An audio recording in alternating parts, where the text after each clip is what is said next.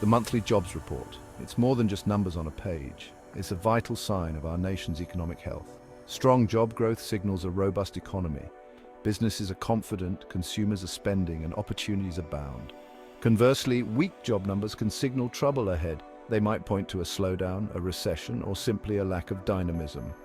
Understanding these numbers is key to grasping where we stand economically, and, perhaps more importantly, where we might be headed.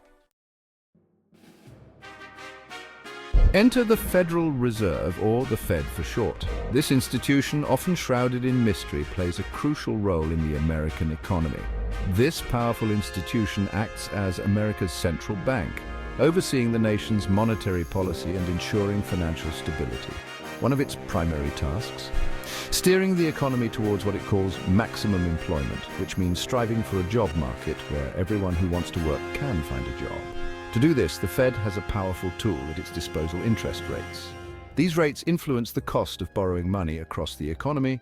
Think of interest rates as the cost of borrowing money. When rates are low, borrowing is cheaper, and when rates are high, borrowing becomes more expensive. When the Fed wants to stimulate the economy, it lowers rates.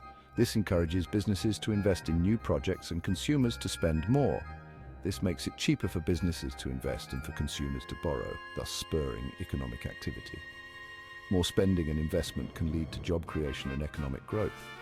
Conversely, when the economy heats up too much, the Fed raises rates to cool things down and prevent inflation.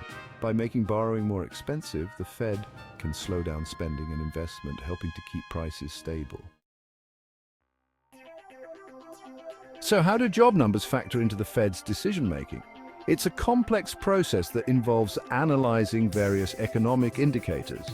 It's all about supply and demand. The balance between these two forces can significantly impact the overall health of the economy. A surge in new jobs often means more people are earning paychecks, which can have a ripple effect throughout the economy. This can lead to increased consumer spending, potentially driving up prices. When people have more money to spend, demand for goods and services rises. The Fed, wary of inflation, might see this as a sign to raise interest rates and tap the brakes on the economy. Higher interest rates can help cool down an overheating economy. On the flip side, weak job growth suggests a lack of demand in the economy. This can be a red flag for economic health. Businesses might be hesitant to hire, consumers might be holding back on spending, and the economy could be at risk of stalling. This scenario can lead to a downward economic spiral. In this scenario, the Fed might lower interest rates to encourage borrowing and spending, aiming to give the economy a much-needed boost.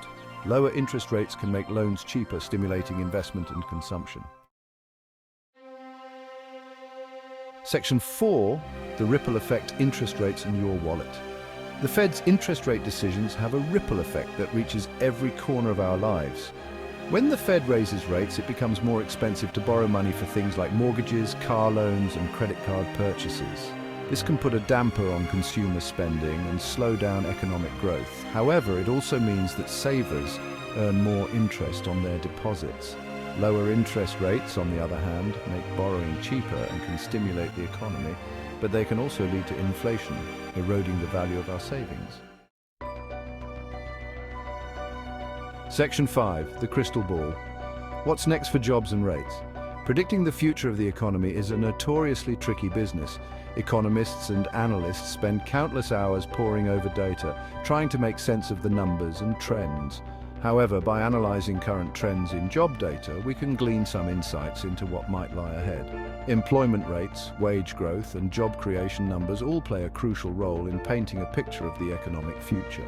If job growth remains robust, it could signal continued economic expansion. More jobs mean more income for households, which in turn boosts consumer spending and drives economic growth.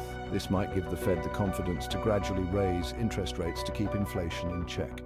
Higher interest rates can help cool down an overheating economy and prevent runaway inflation. However, if the job market shows signs of softening, it could indicate a slowdown on the horizon. A decline in job creation or rising unemployment rates can be early warning signs of economic trouble. The Fed, in response, might choose to hold rates steady or even lower them to support economic growth. Lower interest rates can make borrowing cheaper, encouraging businesses to invest and consumers to spend, thus stimulating the economy. Section 6. Navigating the economic landscape. The interplay between job data and interest rates is a complex dance with far-reaching implications. By staying informed about these economic indicators, we can better understand the forces shaping our financial lives. Whether you're planning for retirement, saving for a down payment, or simply trying to make ends meet, keeping an eye on the job market and the Fed's actions can help you make more informed financial decisions. Remember, knowledge is power, especially when it comes to navigating the ever-changing economic landscape.